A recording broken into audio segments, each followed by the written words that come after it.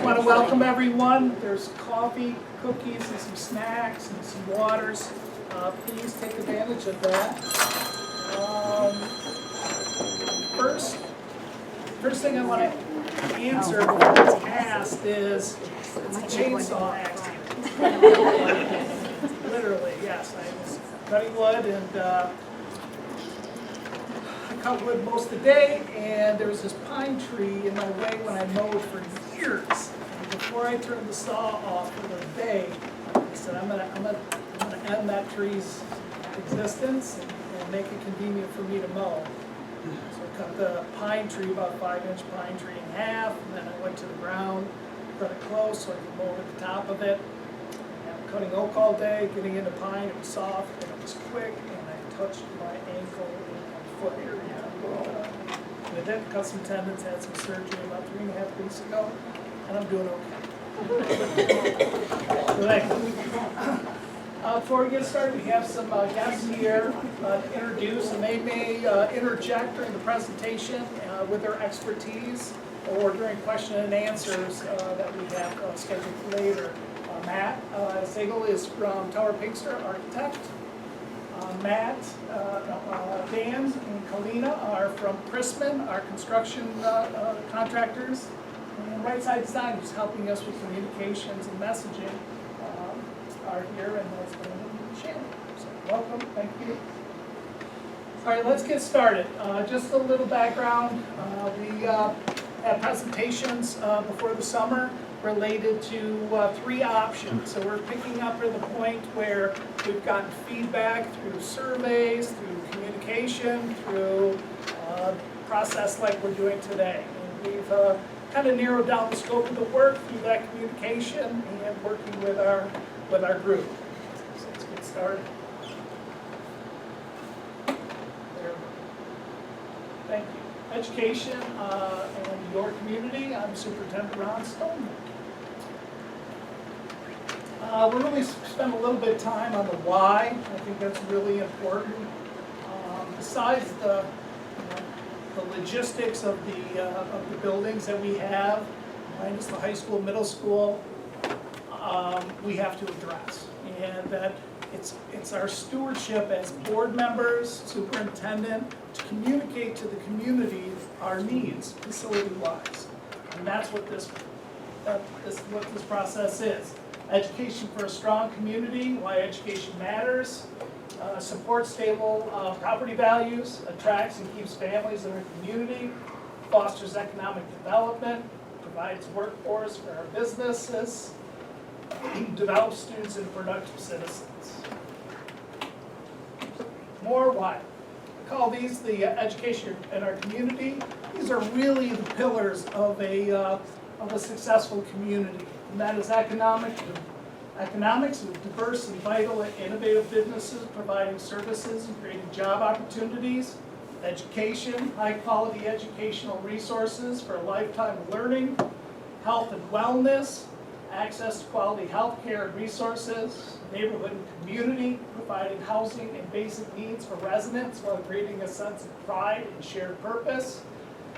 And general assets of recreational, historic, cultural assets for a quality lifestyle. Yeah, these are pillars for a successful community. Constructing the vision.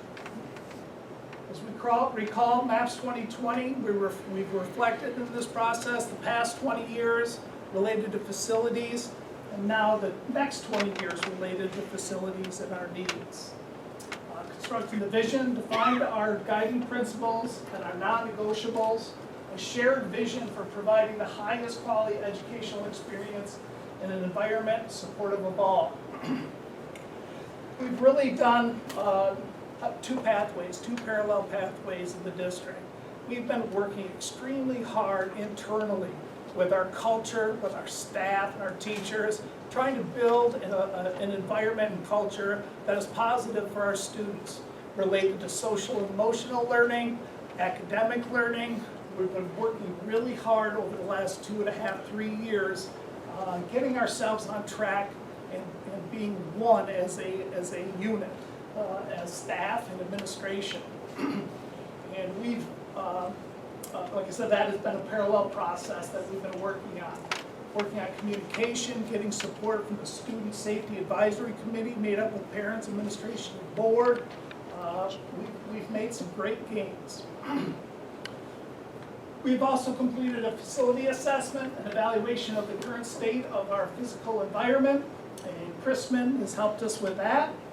Imagine collaborative and flexible classroom, identification of educational environments that provide a diverse accommodations to optimize learning. You'll see that come up as we go through this, that we're really looking for flexible learning spaces for our students. Some opportunity for them to be comfortable in an environment where they can excel and learn in a comfort, but also flexible. It's very important. The construction plan. We've analyzed early childhood education, assessment of our learning environments, pre-K-5 experience. Envision stewardship, a sustainable plan for an effective use and maintenance of our facilities needs over the next 20 years. Taking the opportunity to do a history lesson with the last 20 years, like I said, with the district.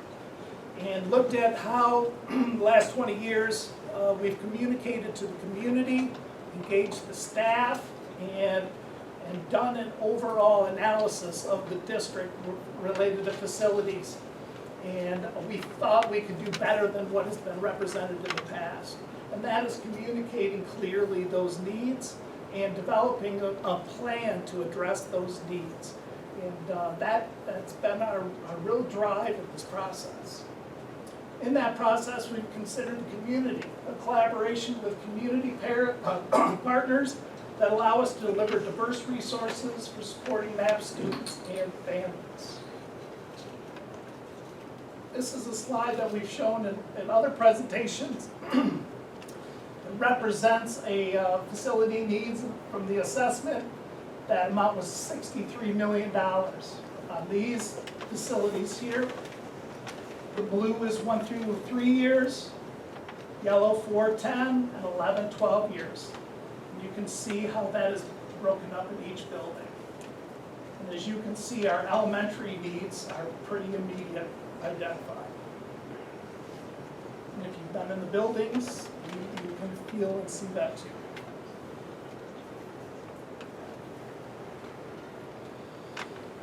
Five key projected focus areas were identified. Again, here's that collaborative, flexible classroom use and space.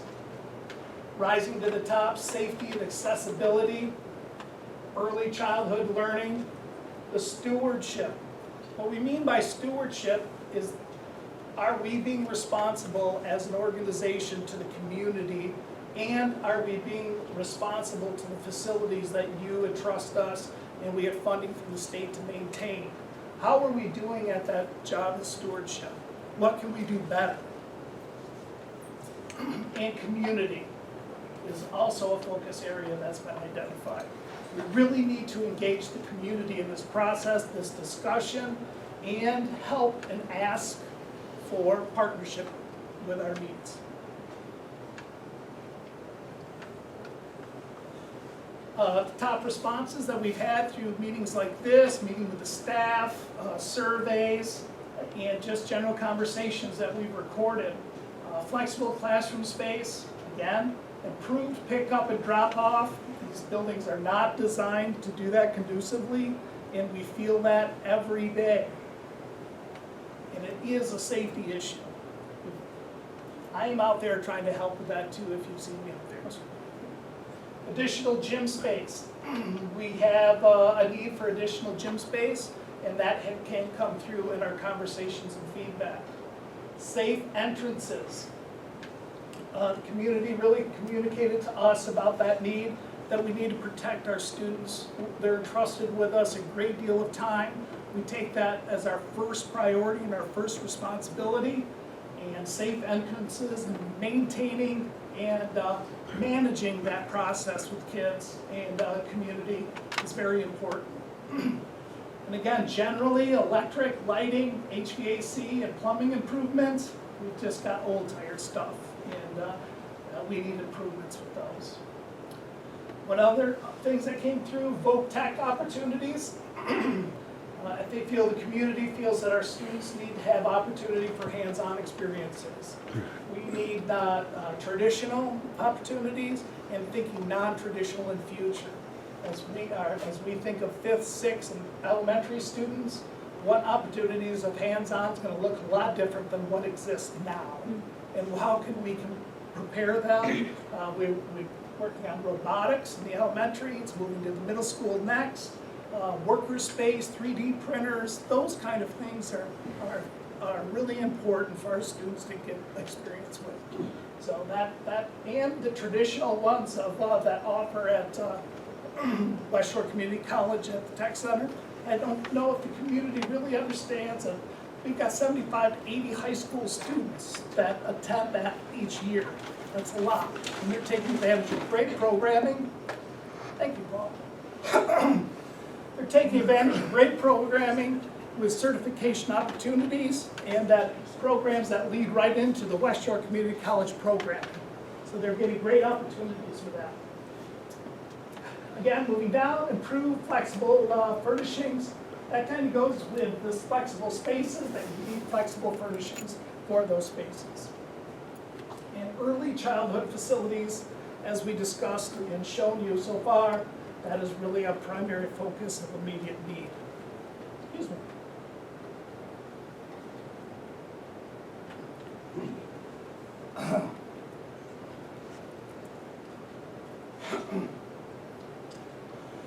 Elementary education. Through the feedback received, it became clear that our focus should be concentrated on elementary need, our immediate need, not losing sight of the overall needs in the district as the years extend and those needs in the district. We're talking about immediate needs that we need right away. Through feedback received, it became clear that our focus should be concentrated on elementary need. The facilities plan delivers a strategy for bringing our elementary classrooms to modern standards, in addition to key priority items identified at MMHS site. Again, we've met with these kind of forums. If we recall that the 3 options that we presented at that time, maintaining all buildings was option A, the most expensive, very little or no feedback on that. Really the discussion related to maintaining all buildings, it's really more square footage than we need per student in all buildings. So that was part of the rationale, and the feedback represents that they understood, that's understood, and very expensive. The next was build a new elementary campus. And we have a little positive feedback related to that. I think it was hard to envision C. So that's why we got that feedback. We just couldn't envision how C would be. And that's renovate and expand the current Kennedy Elementary, repurpose Madison and Jefferson for shared community spaces. And that's identified as one of the highest feedbacks. Staff really nailed on that, and the community was over 53%. Other, reasonably good feedback on other. Some were don't do anything, some were combining some of the ideas together. That's what responses that we got from other. Again, overwhelmingly, C was represented as the strongest option. Vision. Future work for Kennedy scope of work. So we're working in the realm of the idea of C. Now we're expanding our thinking on this. So renovate and expand current Kennedy Elementary. That includes demolishing the 1927 building, secure visitor entry and check-in, safe and secure academic wings, consolidated pre-K to 5th grade elementary, building it designed to meet the modern educational standards, dedicated bus and parking areas, and updated pick-up and drop-off routes. We have a visual for that. Okay, this is the existing building that we are in right now. It's 86,400 square feet. building was built in 1967, and as they say, it has strong bones. It's a steel building made with block, and it was well designed, it was well constructed, but the design isn't meeting our current needs in elementary, but this is a high school. But we're grateful that the community supported and built such a strong building in 1967 that it can be utilized at savings at this point. So let's take a look at what it is. This red outlined area is the old high school, just to give you a perspective. This Maple and 6th.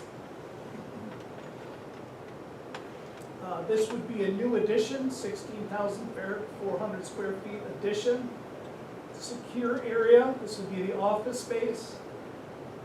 Lower elementary, small little kids play area, fenced in playfield area here.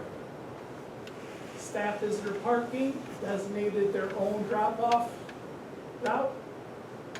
As you can see, buses are stacked here. They can easily turn out, they don't have to back up. And we can fit all the buses that we utilize. Clear? Okay. All right, this is the interior floor plan for the main floor. As you can see, this would be the new addition. And this is cafeteria and the kitchen area and office space.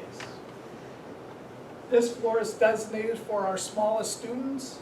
By code, these services need to be at their main level, so they don't have to travel up and down the floor for those services. By code, and makes sense. So we have 1, 2, 3, 4 kindergarten. Each grade level has 4 designated classrooms. These lower grades have a bathroom, storage, and a coat area that is also identified as a shelter-in-place area. And that is will be out of sight up from the door, so that we can stash in emergency our little ones and be in a safe area, and they will not be visually be able to be seen from the doorway that's locked. And we'll talk about that a little bit in the future. As the next couple of slides, please keep an eye on these secure door areas too, so that each wing can be closed automatically from the office with push the button. Doors release from magnets, they shut and lock. So if there is a secure moment that is called in the building, they could be triggered from the office, and all of these doors could shut instantly and wouldn't have access to any academic wings.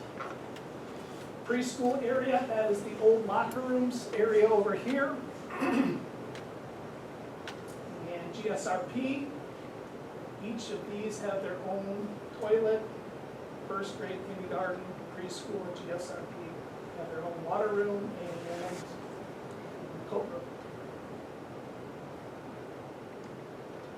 Main hallway, labeled as Main Street. And this is the gathering area of Main Street, and with the gym identified in that picture right there, and this being the gym. This says replaced wood floor. Staircases. Okay. Elevator, we relocated. It's central to the building.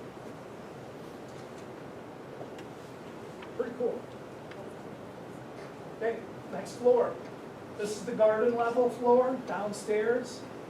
You can see this is the gang locker room area right here, where all the locker rooms are for second and third grade. Those are low lockers, so adults can see over the top of them and can see the action going on, and so they can be monitored.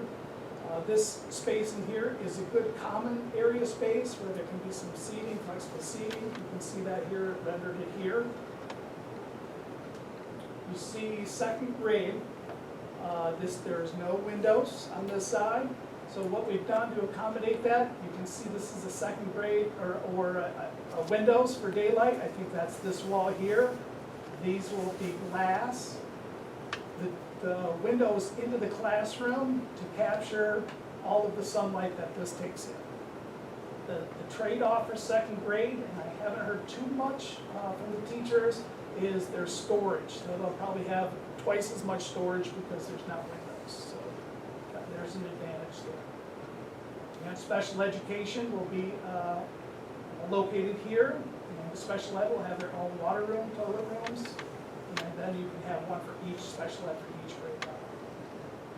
Gang bathrooms, not in each room, in the hallway. Music is currently in that area, and the media center would be in this area, and that's the band room right now. Stairs, elevator. This is kind of a rendering of, because of these black marks right here, those are support beams for the floor, and we could do something creative in that area to represent that. A forest, per se. Any questions on the ground level? Okay, let's move upstairs. Fifth grade is currently located in this area, so they're still there, and fourth grade also. Again, you see these line of sight shelter areas.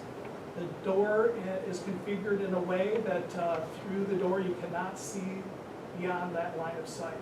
So each room has a line of sight blind spot for students for safety. Again, the safety doors are on the academic wings. The bank of lockers, again, they'll be low so we can observe at the top. Teacher work area, storage, staircase, mechanical. It's a little bit different. Right now the mechanical in this building is on the roof, and that can age our equipment early. So we like to get that equipment for heating inside, so with the longevity of the pumps and that equipment will last longer, easy to be serviced, and that would be located in this area. We have some special ed, each grade level. Now this common work area is pretty cool. And this is part of that flexible learning space that we're really trying to achieve.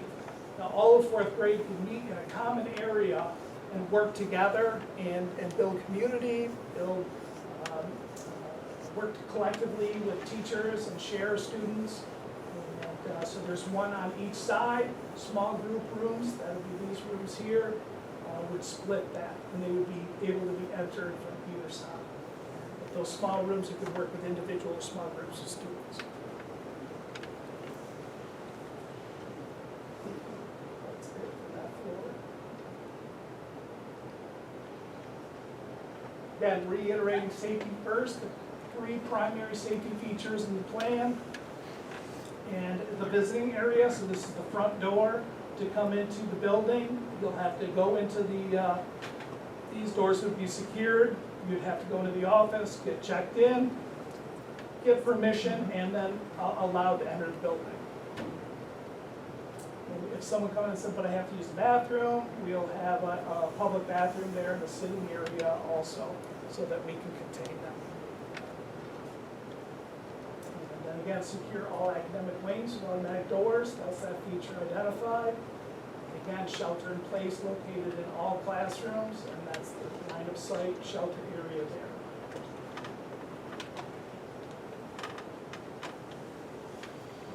Future for the MMHS, scope of work. This is the Manistee Middle School, High School. Feedback identified the need for an additional gym space as high priority to accommodate athletic and other extracurricular activities for both the district and the community.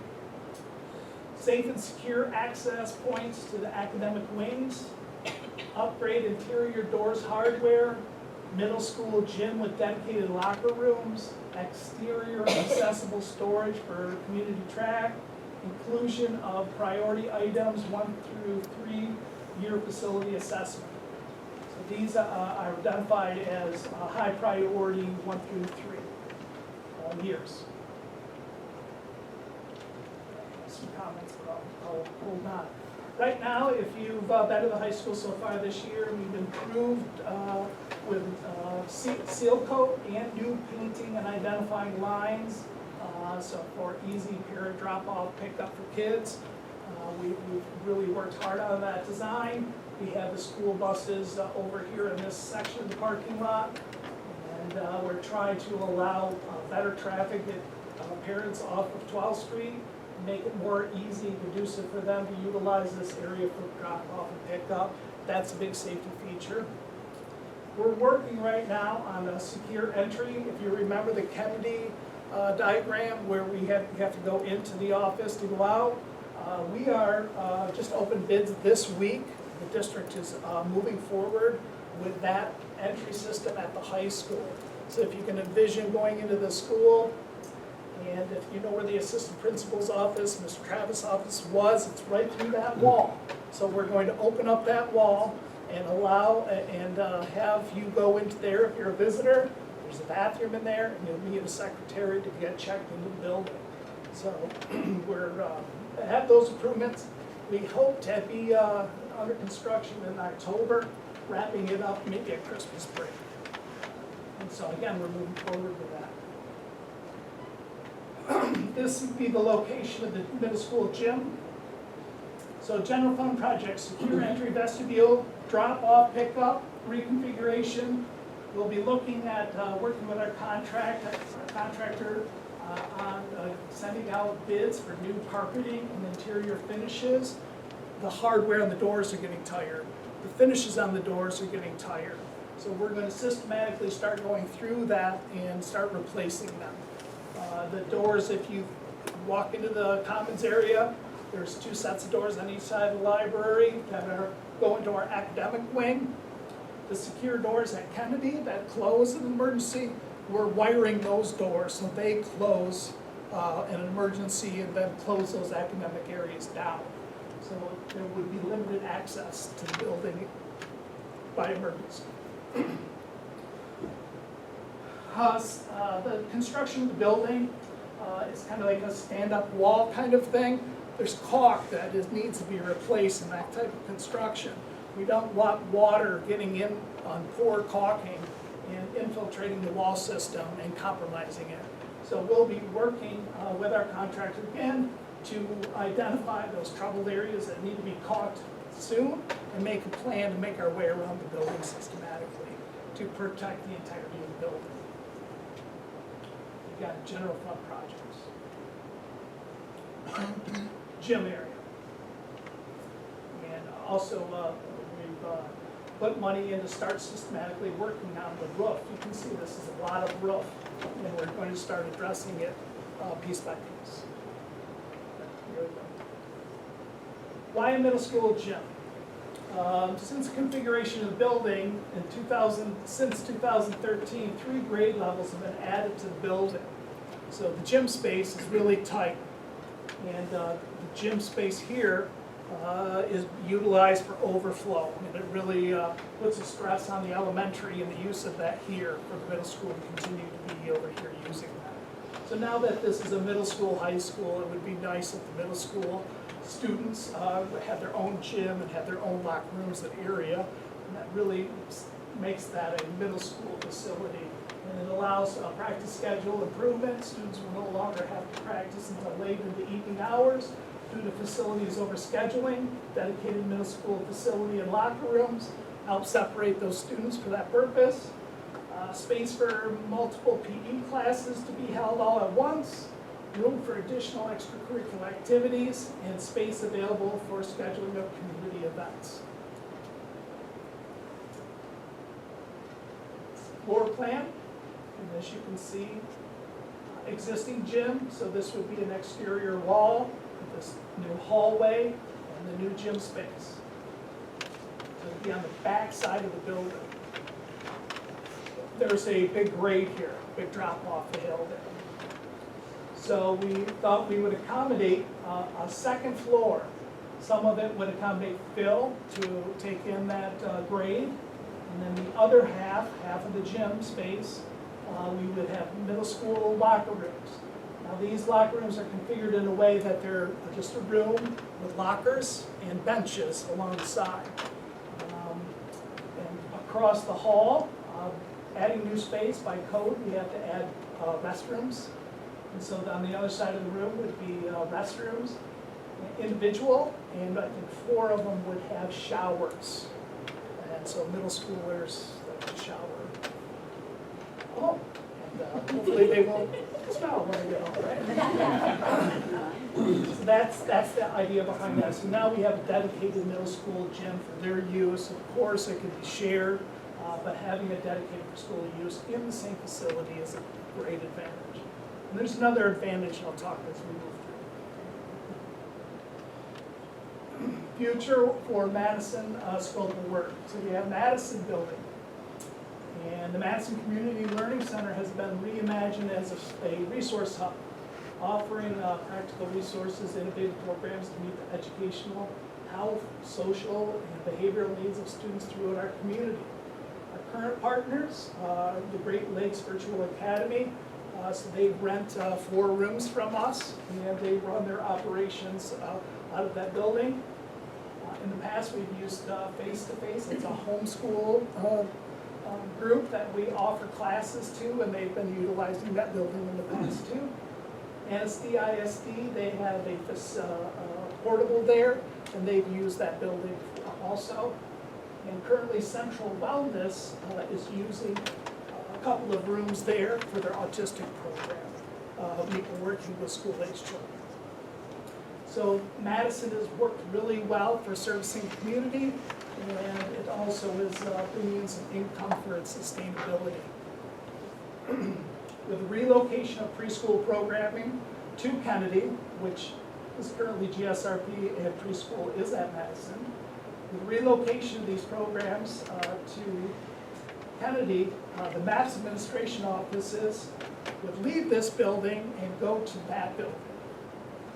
Would be relocated to Madison with minor alterations and needed mechanical updates. Madison will be at full capacity, serving many facets of student support. We got minor building renovations to create administrative office. There's some ADA renovations for compliance, especially the little toilets. Replace boiler and relocate. We have a fairly new air conditioning system for central office here. We can easily relocate that system over there. And we're due for a roof replacement on that building. I think we'll have a floor plan, yes. So on this side of the building, we have 5 rooms that are being rented by the Cyber Academy. Right now, currently used by our preschool. And GSRP is using a room right here. Future plan would be to have that secure entrance here. And again, check in our main office, or our central office will be located in this area. And community partner space. And some more vacant space that could be utilized by someone looking for some office space. Again, the building is in fairly good shape. The square footage meets our needs, and it's not a big building.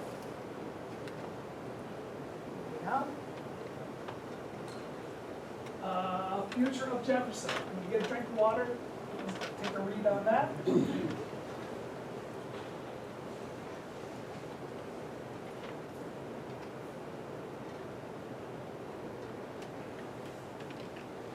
So if you participated in the option meetings that we've had as public forums, we have a little bit different take going on. We have in the representative in the option C in the past, we had Madison being community space, and we were utilizing partial parts of Jefferson for administrative offices. And as we reflected on that, it's the oldest building, it's the most square footage, and it has the greatest needs. There's like $16 million worth of needs in that building. And if we were to keep it as is, and so we thought, it's housing adults. It's not me and central office. And that just doesn't seem like a sensible use of money or ask. So we had a paradigm shift in our thinking related to Jefferson. Now it's a beautiful piece of property in a park-like neighborhood, and it lends itself for a site of shared community green space, necessary athletic practice fields. As you know, we're giving up athletic green space that we use outside of this building, and it's used. And there is the more green space for our kids with soccer, MRA events, this opportunity for this could be an opportunity for that. The green space could allow community organizations to collaboratively imagine a shared space to meet the needs of numerous recreational groups throughout our community. Just a couple of things listed there. Again, we're talking about a relocation of this kind of stuff that is used now. A pickleball and tennis courts, softball diamond, park playground area, trail hub, perhaps a pavilion. I think there's opportunities for that, and the greatest aspect of that, there's an opportunity for us to collaborate with the city and the community about that space. And it is a great space for utilization. And there's new grant opportunities for recreation in the county, and with collaboration and working with groups, I think there's great possibilities for this property. But I want to make sure that you hear that there's a commitment from the school district to maintain that property. There's a playground down there, there's a parking lot, that would remain until future use was determined. We can get some of this stuff on there as we do the planning and collaborating if possible. Does that make sense? This is the kind of the scope of that property. The football field could fit on that. We have basketball, tennis court, pickleball. It's just a good opportunity. And I think, thinking with the city, we have the Sands Park here. I think we have a conversation not isolated and include the Sands Park's future and opportunities that exist there. And not talk about this property in isolation in the community, that we work and think collaboratively. Long-term impact. Again, identified in the assessment, 16.4 million facility for over 20 years. So pulling the plug on this kind of expenditure, I think is valuable. We don't need the square footage because of our enrollment and our forecasted enrollment. It's the oldest building, and I think the space can be utilized successfully. So again, remove the Jefferson building, the oldest of the 4 buildings currently online, built in 1954. The district will save millions in anticipated maintenance for the building and not need to serve the current enrollment requirements. Financing. All over the minute. Okay, right now the price for the projects that we've talked about is $29,861,255. That is less than option C that we had at about $32 million. What that means is 2.65 mil increase. So the median Manistee area home market value is about $140,000. Remember, your taxable value is approximately half. Some of you are kind of grandfathered into a situation too where it may even be less. So in general terms, this is the median Manistee area home market. $185 a year cost, Manistee area public schools property owners based on taxable value of that for the proposed 2020 vision millage. That calculates to $1,540 a month. You can find your taxable value and just multiply every $1,000 of taxable value by $2.65. We are going to be building our website, making it active after this meeting, and it'll direct you to an area to explain that and how to operate and calculate that amount for you specifically. Okay, this is kind of the 30-year bond term that is currently on the books, and this is the 2020 millage would be a 25-year bond term, and this is the history. So in 1999, when they voted for the high school to be built, it was a collection of 4 mills. Since that time, it has decreased through refinancing, increased property values, and also the debt, the amount is lower, so we're collecting less. So that looks like So right now, we're at about 2.25 mils collecting on that debt that was approved for 4 mils. And if voted upon, that would be increased to under 5 mils. And like the process of this declining, this one will also decline. This bar, that last blue bar, this is when this debt expires in 2029. That will be an amount of 4.5 mils at that time. In 2030, just forecasting, Mr. Stoneman, stewardship, a lot of things that need to be taken care of over a 20-year period of time in the district. We're talking about just suggesting how those might be able to be addressed. When we get to this point in time, other decisions may be made or conversations be had. So this is just a suggestion. This represents a sinking fund opportunity to start addressing and financing some of the rest of the roof at the high school and some other things that are left that we've identified through an assessment of the facilities. So what we would do before this drops any lower, we would ask the community to vote for a sinking fund that it is a non-increase. And then that would gradually go down after over 10 years. And then in 2038, is that? 28, I'm sorry, and 29, 39, then other conversations can happen and review the assessment and probably conduct another one at that point too. But that's just an example of how we could talk about sustaining our facility needs. Manistee Area Public Schools to create a secure and efficient learning facility supportive of our mission to provide an inclusive, high-quality, diverse educational environment that inspires and fulfills the goals of all learners at every stage of their journey.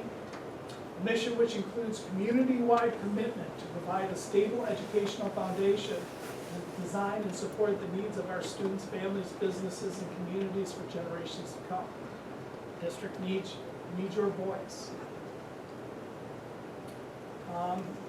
Just before we get on to that, just reminding the why again.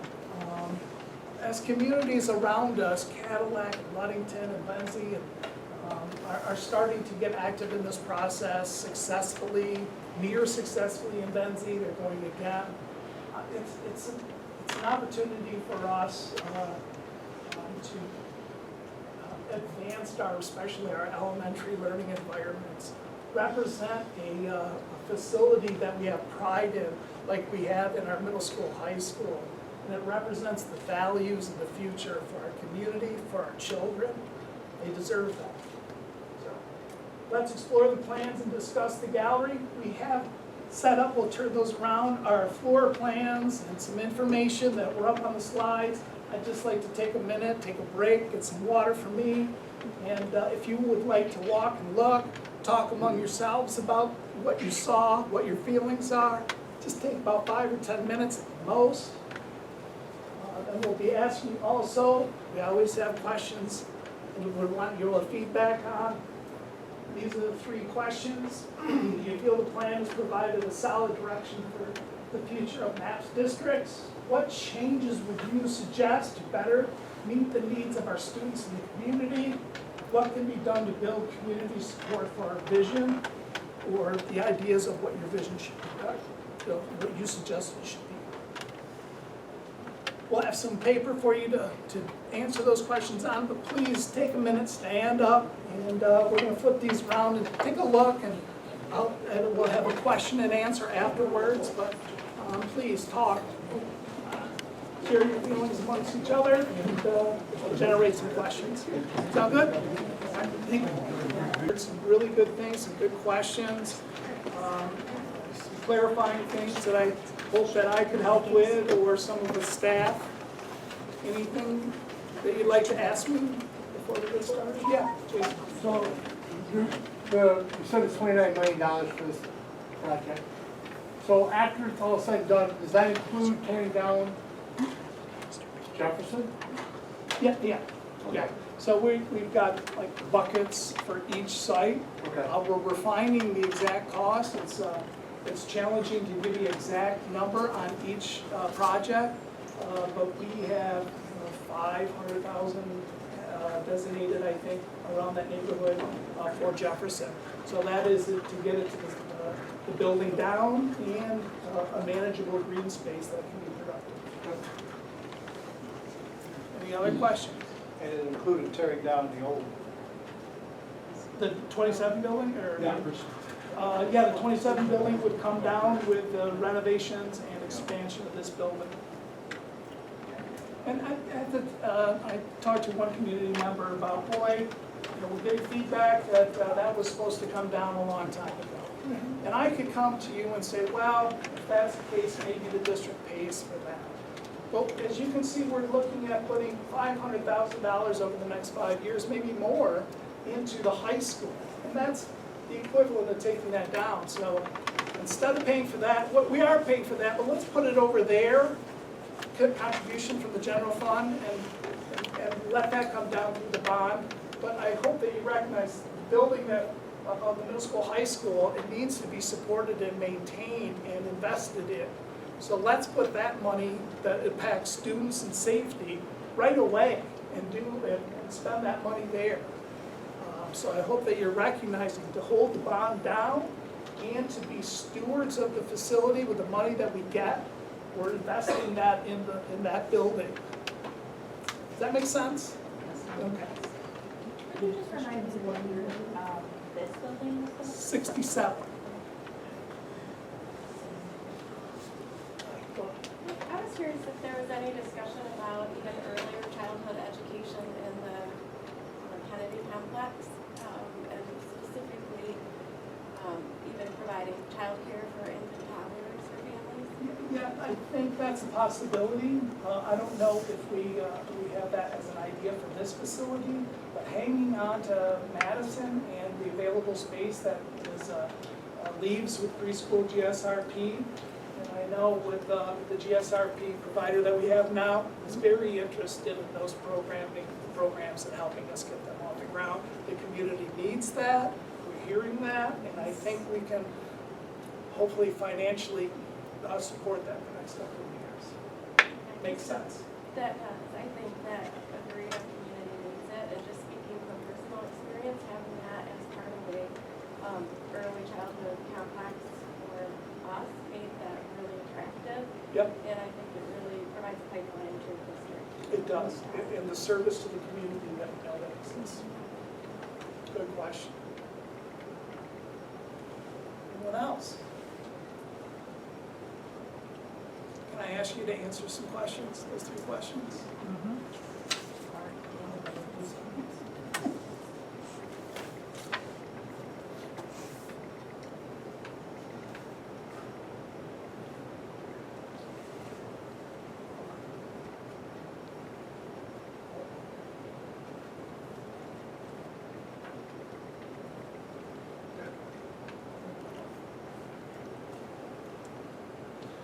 Do you feel this plan provides a solid direction for the future of the MAPS district? I know it's a yes or no kind of thing, but if you can say what you think is valuable in the plan or some ideas that you think that we need to consider or think about. And I think that early care opportunity for our community would be something that would go great there. What changes would you suggest to better meet the needs of our students and community? Again, that same item, what can be done to build community support for our vision? Looking for some ideas and suggestions. Obviously, non-traditionally, we've got to go out, me, the board, our staff have to go out into the community and talk about this. I really appreciate those that have come here today, but to be successful with the communication plan, we have to go out and find people and talk to them about this.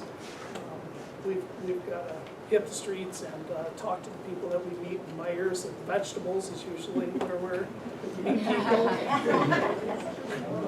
But this information and other stuff will be activated on our website. MAPS 2020 will direct you to this information. Share it with people. talk to them on your Facebook or your social media, that this information can be found, and direct people to me. There's an Ask Ron section of that website, and we can populate that so we make sure we're answering questions that probably most people share that can be found there too.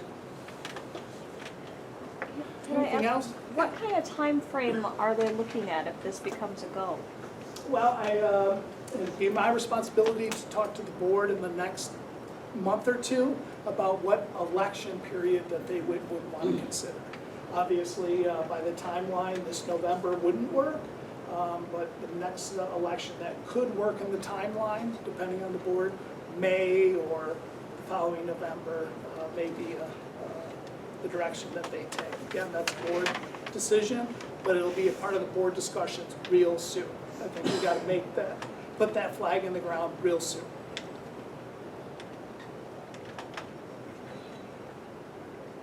Anything else? I don't know how to be any more genuine to say thank you for being here. Really appreciate it. This is a good turnout, and I really appreciate your interest in what we're thinking about and what direction that we're trying to head in. And it seems like we all agree that our early childhood elementary is definitely deficient facility-wise in the community. And as young parents shop our community and make decisions to move here, it's really important that we have an asset for them to like and enjoy and see their future, their kids there. It's really important. So again, thank you, and stick around if you'd like. Carrie won't take the cookies away until later, so again, thank you guys. Thank you very much. Where do we